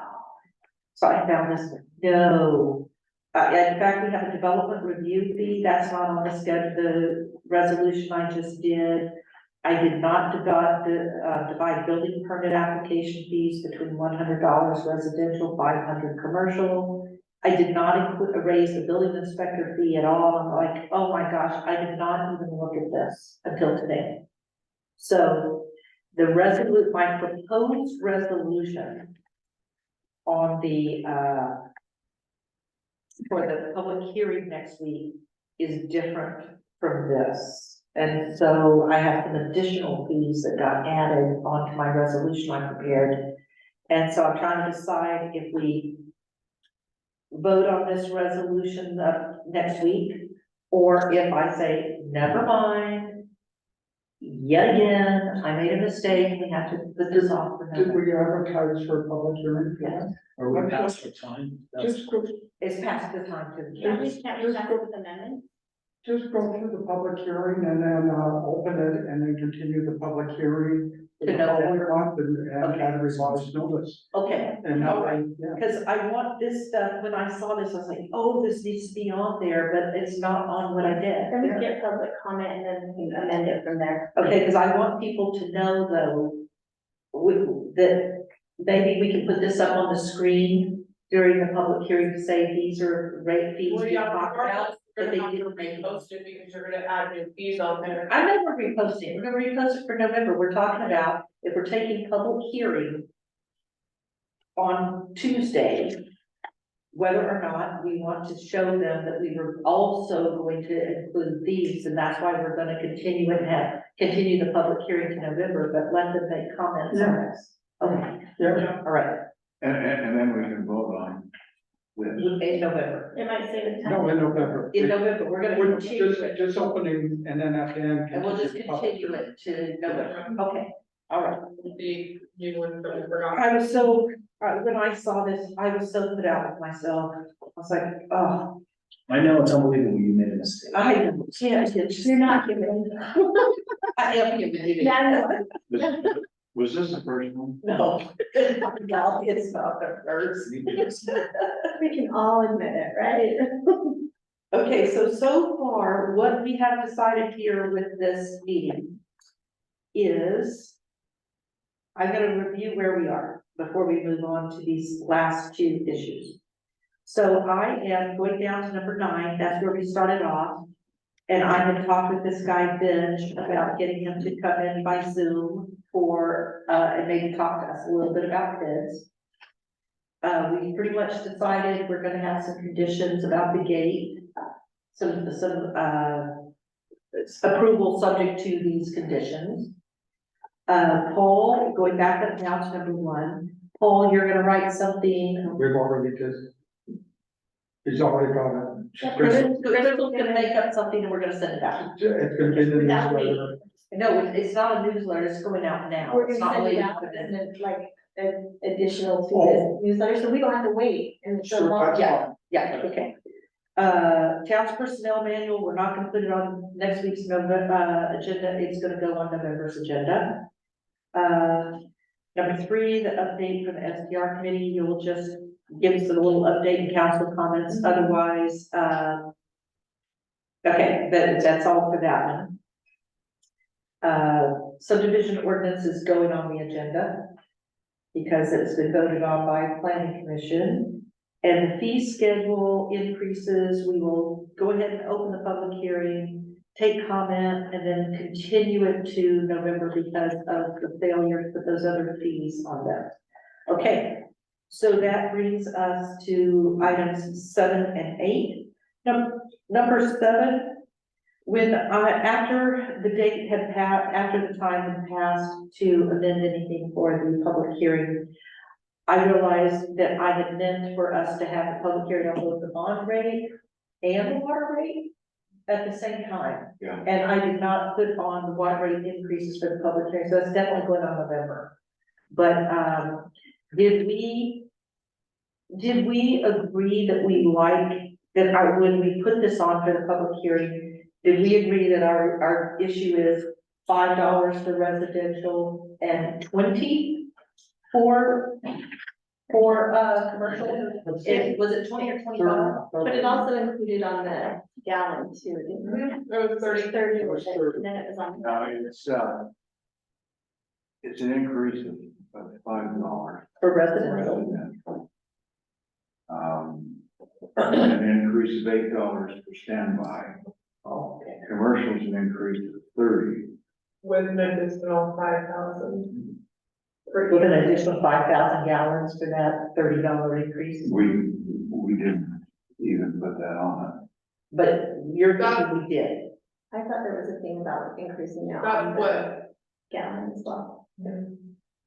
5,000 That gallons, was in our conversation. okay. it. I left that out on purpose because it would just charge for everything. I do have a request, the paper that we had handed to us, that I know was written up kind of for us to review, had some verbiage on there I don't think should be in the whereases. It wasn't in the ordinance portion, it's just the one that we had that said, due to the commercial growth, the water tank has to come into play. That is not where the water tank had to go into place. It was volume and flows. I don't mind that that's in there, but I don't want people to be fooled to the idea of commercial growth. thinking, And this was gonna be in the whereases No, I for just said it the was- water rate increase? It was on the paper we received. I'm just asking when we do this, the general public, don't say that this is in because, this needs to happen because of the commercial We just growth. need to It's happening because of the lack of pressure upon the food. update our infrastructure. Well, We are not solely commercial. I don't want them to say, well, we don't want, now we gotta shut down commercials, look what it's cost. But this was, Yeah. Meanwhile, you're talking about was just on that note, the notes Right. we had. Yeah, it was, no, Okay. we had was, it just just asking to make sure, I know it sounds Okay. dumb, but we don't. I threw that otherwise. Okay. I think Okay, if we can put the whereas it's Oh, here we go. simple into the point, everything should just be simple into the point. okay, You know what I'm saying on that, does that make sense? yes. All right, so I failed, I realized I did not, it was too late by the time I realized I had not, I put the fee schedule increases, but did not put the water rate increases. That's But two mistakes. I know, it's like, what's going on here? I think there's 3 strikes and maybe. Tell them now. Yeah. Three strikes and Paul has to be the mayor. Well, Reese, I'm gonna be going on a very short. Leroy's still around. I'm going on a short trip next week after the. got it there. And I'm not counting at all. 5 more meetings. I'm going CIP meetings. on a trip next week after the town council meeting, so maybe I'll come back refreshed and Where are you no going? more mistakes. Franken? No, what did you say? Franken. Break camp. No, I'm meeting my sister and brother-in-law, my nephew's parents in, Monument Valley. And then they are going on to Colorado for something and I'll be coming back here. You're not going to Texas. I'm not. Going.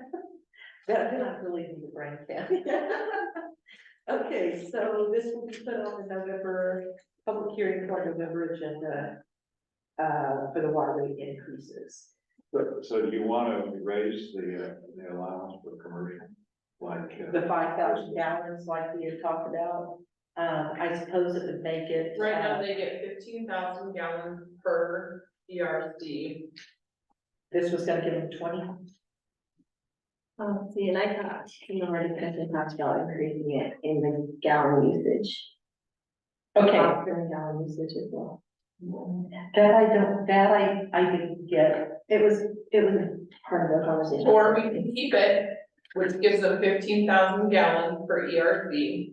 They're paying exactly double of what a residential pays. So do I need to put this on the agenda for next week for us to talk anymore or not? You think we're good? I don't really need to discuss it. I think even what's just reading what I read is fine Okay, as well. There was discussion about that. On a side note, you have to think though, they're paying exactly double than what a residential is paying. Because if a residential is paying 60, they get 0. They don't get no water when they're 60. okay, They are paying 120 and they get 15,000 gallons automatically after that okay. for commercial.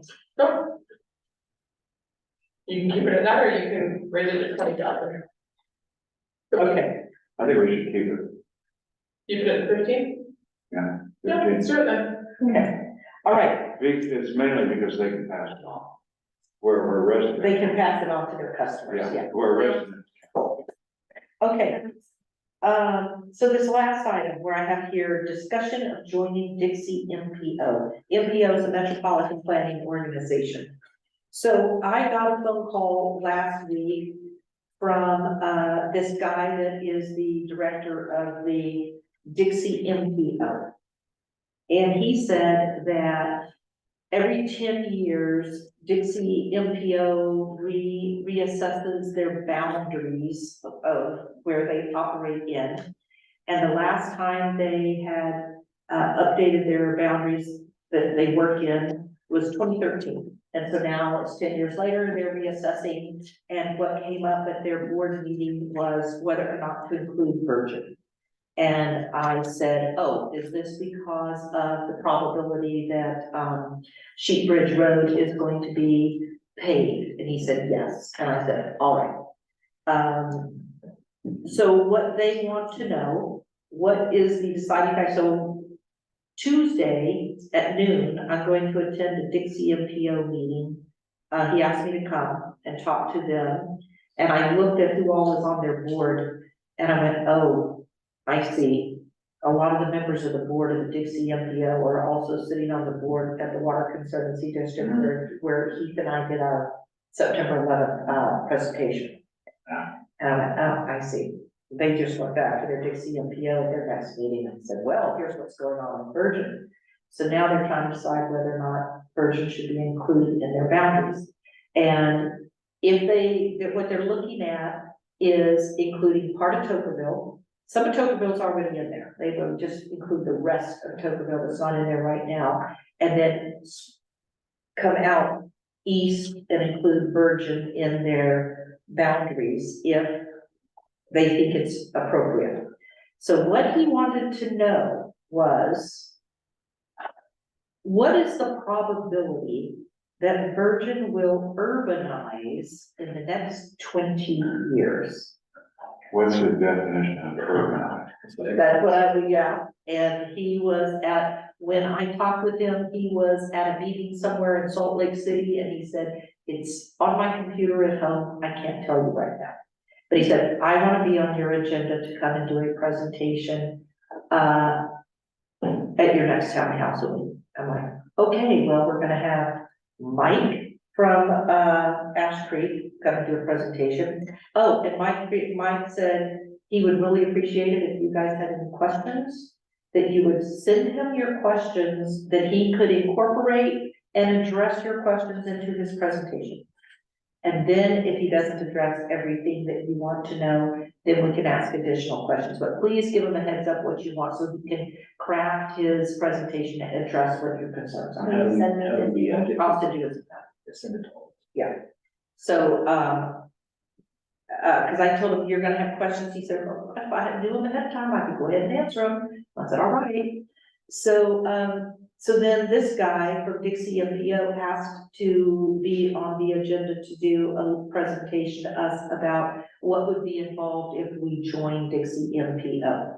And so I said, fine, I said, you're gonna have to, the number one thing you're gonna have to tell us is, what is the definition of urbanized? And it has to do with the number of rooftops in town. He said that he knows, he can remember the formula, somehow involves the number of rooftops in town. And I said, oh, so if you have a piece of property where you have a house and a barn, he said the barn's not included as dwelling units. When we say house, when we say rooftop, we mean dwelling units. And he said, so anything that's on a piece of property that is not technically a dwelling unit is not included in the count.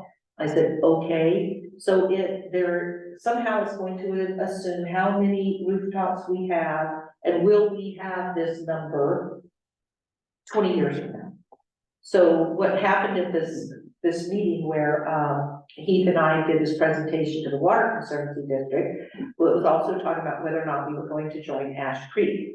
And Heath and I have gone back and had a meeting. I told you guys we were gonna have another meeting at Water Conservancy District, where we sat down and talked about issues to go into the eventual agreement.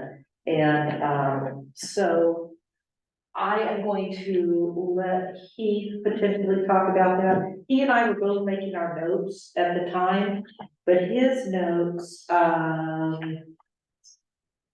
it was funny because the way he wrote down his notes and the way I made my notes, I was like, we're kind of hearing different things.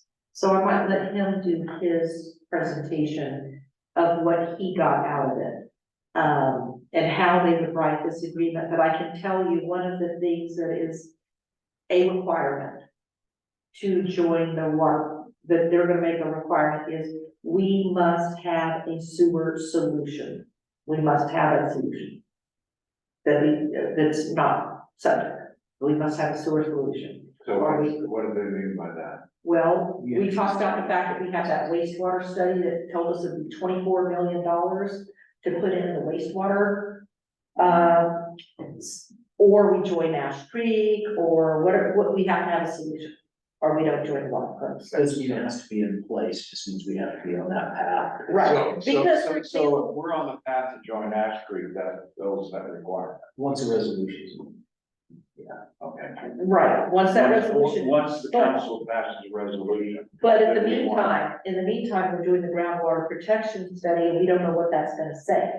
So meanwhile, so there's other issues. I have a whole list here of all the things that they need from us, because there's stuff they're gonna have. Crystal's gonna give them some information. She's gotta meet with their bookkeepers and talk to them about how things are, where we are on the number of connections, and they wanna know. They wanna know the list of parcels that have paid the impact fee and are current on standby fees, and how much they have paid. If they are not current on the standby fees, they will just take away they're just gonna say, yeah, you're not current on your standby fees, you're done. You're gonna have to reapply for a impact fee. They wanna compare, get from us our number of connections, compare with their number of what they show as our connections, and they'll have to get with Crystal on that. They want us to do a public hearing in November. And I was like, oh my gosh, what if I just click on our November for public hearings? I think Jim and Chase might put at that point, if we have to do more arts and crafts with those signs. They want us to play the public hearing, but do they want us to make a decision? They want a public hearing in November. They were hoping we could vote in December, but they said we want a public hearing in November, and I said, well, we'll see, because I knew we had all this stuff with the water tank coming up, and all these different public hearings. It's like, oh my gosh, yet another. So what I was thinking about is maybe having a special meeting in November that is purely a public hearing about the Water Conservancy District. I told them we need to get a rough draft of this agreement so that people can see it, because otherwise what's the point of the public hearing if we don't have a rough draft of the agreement? And so I've got to follow up on that. And they want us to review our water rates. And I'm like, we're already reviewing our water rates because of the East Water take. I said, yeah, we got that, don't worry about that. That's underway.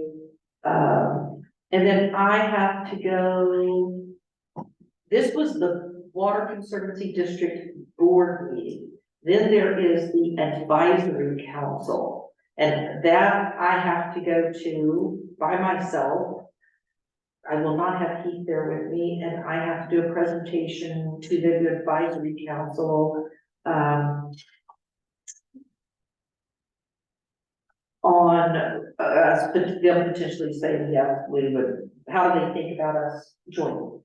And get, this is, the Advisory Council is all the mayors, and so I have to go to all the mayors and do this presentation. But one of the things he proposed was that very possibly they would waive us paying those surcharges that we have been collecting all this time. And so one of the things he told me to do with this, presentation to the Advisory Council is to tell them how this would benefit the town if we do not have to hand over to the Water Conservancy District all this money that we've been collecting for years to pay this penalty. And I said, well, we could certainly use that money to put new roads or new water pipes in down here in the old part of town. And so he's like, just bring all this up in your presentation. I'm like, all right. So, I'd much rather pay the fees than sort of the connection, but. so this is how I came away with it. Oh, he wants an audit. An audit of our I didn't understand this. An audit of how we administered the 1997 agreement. I'm like, how are we gonna do that? We've never done that. We've never had an audit of how we were administering the 1997 Water Conservancy District agreement. Copy of the ordinances, probably. The ordinance is how it's administered, saying you can build 1 house per acre. But I know when we were standing there and I was writing down my notes and Keith was typing his notes and I could look over at the way he was typing what was just said and what I wrote down is what just said. Like, okay, we're kind of hearing different things. So when he's here on Tuesday, we can ask him, what did he get out of it? Because the way he was turning it, I was like, oh, that's interesting, not how I thought that was. So we'll see what he said. That came out of it, but the main thing is we have to have no sewer solution, no getting in the water pooling agreement. Those are, they're tied together. It has to be a package deal. So, that's an update for you guys on that. So what happened is we're talking about all this, and then I get this call from this guy at Dixie MPO saying, so how soon are you guys gonna urbanize? And I'm like, okay. And I looked them up and looked at who their board is, and was like, okay, they've been talking. So we'll hear from him and then we can decide whether or not this joining Dixie MPO. So this puts them in their metropolitan, so the Dixie MPO looks at transportation throughout their whole, sphere of influence that's in their sphere. And for example, they look at the hike and bike trails, the mass transportation system. And I told them, I said, well, the shuttle, because they're the ones who are doing the shuttle to the spring deck to the park. They'll go from St. George to the park. And I said, well, we're supposed to have a stop in Virgin. And he said, I know, but we need to know where that's gonna be. And so, well, we don't know yet. But, so Paul, you look very confused. No, I'm just listening. Okay, so I just wanted you guys to know he's gonna be on the agenda. So I did some work after you and I talked about this. Yeah. Okay, just go research, so I called a few town people that I know to ask, what is this, is it benefit the town? Choker Bill, yeah, absolutely, he said, this is this is a choker bill, she's absolutely, it's a good thing, especially when you go to apply for grants or loans, like if the time comes, you ever want to do trunk lines for sewer, having them as part of your plan, master plan, of all the agencies who are part of the good thing. He says, and I didn't fully understand what he's talking about, but there's something where, obviously we pay them a fee annually, but they actually are able to contribute or do something towards your loans and grants that's weight worthy.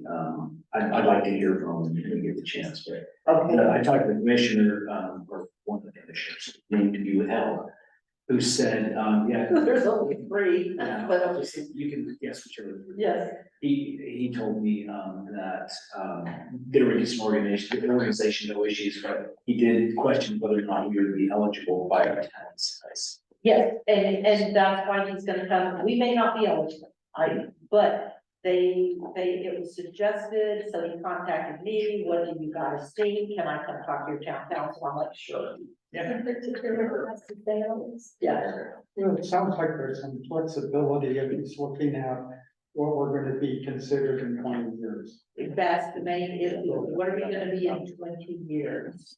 And and so I know what was going on is, they're sitting there and these same people that are at the Water Conservancy District Board sit on this board, and they go in and say, oh, no, Virgin might join the Water Conservancy District, and if they do this, they do this, you know, they might urbanize, and then they would be perfect to be in our sphere of influence. So I don't know that that's gonna happen, but they want to come talk to us. Because it will be, if we say no now, it'll be 2033 before they are reassessing their inputs again. And so it's now or we get reassessed in here. Can we get an update on just a small update on that shuttle? I'll ask him, I can ask him, but I have heard from, and when I go to enough meetings where we talk about that shuttle. And they asked the person, the rep from Dixie MPO who's there, what's the status, what's going on? Oh, well. And we're like, it's been 5 years and you've done nothing. So that's pretty much the status on that. We're done, whoever that is, that opened that door. Talk to adjourn. Yeah, okay, all in favor? Aye. Okay, I yes, had one. oh, I just wanted us Okay. to watch.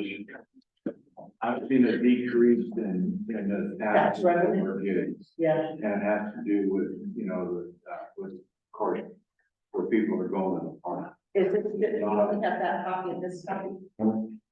No, I only have two copies. I'll let Okay, you see you it. guys hear that. Anyway, and you just look at it, we've always, total tax revenue's always been in the high 70,000. And you notice that it dropped to 63 in September. Usually September's the high one. I'm just bringing for a point of interest and knowledge for it tomorrow. Okay. So I'll do this sheet every month for you. Should we know? I'd be interested to know. Which Other- businesses? No, other communities also. We can find that. I We can find that. I can do that. Yes. Because I have access to other committees, other communities. Is it just ours or is it the whole area that's? He can analyze that, the stuff that we're signed up for, that we're getting reported, we can see the entire state. So he could look at that and give you, answer your question. And the big thing is the transit stuff, transit agreement. Have you, Sorry. Crystal? Right now. Okay,